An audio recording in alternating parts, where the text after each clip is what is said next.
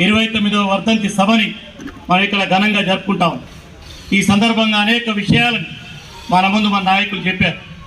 చరిత్రని నిరంతరం తెలుసుకోవటం ద్వారా, దాన్ని గుర్తించుకోవటం ద్వారా ఆ చరిత్రలో ఉన్న మంచిని నేరు మళ్ళీ మరో చరిత్ర నిర్మించడానికి ఉపయోగించుకోవాల్సిన బాధ్యత మన మీద ఉంది.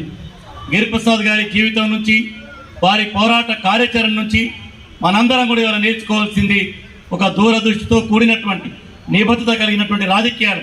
అది సైద్ధాంతిక రాజకీయాలు కానీ, నిరంతర కార్యాచరణ కానీ, ప్రజలతో మరింత మన కనెక్టివిటీని పెంపొందించుకోవటం కానీ, వీటన్నీ కూడా గిరిప్రసాద్ గారి జీవితంలో నుంచి మనం నేర్చుకోవాల్సిన అంశాలు.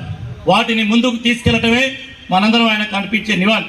ఇవాళ కమ్యూనిస్ట్ పార్టీని లేదా ఈ ఉద్యమాన్ని, మన దేశంలో ప్రజాస్వామిక భావజాలాన్ని ప్రశ్నించే ఉద్యమాన్ని, వాటన్నిటిని అణిచివేస్తామని పగర్వాలు పలుకుతూ ఉన్నారు. అనేక దారులు తాగుతూ ఉన్నాయి. ఇప్పుడే మన నాయకులు చెప్పారు, మార్చి 26 కల్లా మావోయిజం లేని భారతదేశం నిర్మిస్తామంటున్నారు. మేము అడుగుతా ఉన్నాం, మీకు చేతనైతే మార్చి 26 వరకు ఆకలి లేని భారతదేశాన్ని నిర్మించండి. దానికి నువ్వు ప్రతినబోను. నిరుద్యోగం లేని భారతదేశాన్ని నిర్మిస్తానని ప్రతినబోను. మంచినీళ్లు అన్ని ప్రాంతాలకు దాహం లేనటువంటి దేశాన్ని నిర్మిస్తామని నువ్వు ప్రతినబోను. లేదా వైద్యం దొరకక చనిపోతున్న అభాగ్యులకు నేను మార్చి 26 కల్లా వైద్యం కల్పిస్తానని ప్రతినబోను.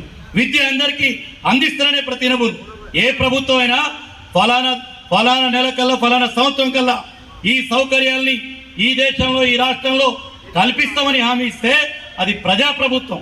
కానీ వాళ్ళ అమిత్ షా, నరేంద్ర మోడీ ప్రభుత్వం అటువంటి ప్రజల సమస్యల్ని పరిష్కరించడానికి ఎక్కడ టార్గెట్ పెట్టుకోలేదు. కానీ ప్రజల కోసం పోరాడుతున్న వాళ్ళు, ప్రజల యొక్క దైనందిన జీవిత సమస్యల్ని పరిష్కారం కావాలని, ఈ అసమానత లేని సామాజిక వ్యవస్థ కావాలని, ప్రకృతి వనరుల్ని ధ్వంసం కాకుండా కాపాడుతామని పోరాడుతున్న వాళ్ళని నిర్మూలిస్తామని మీ ప్రతినే ఇది దేశ వ్యతిరేకమైంది.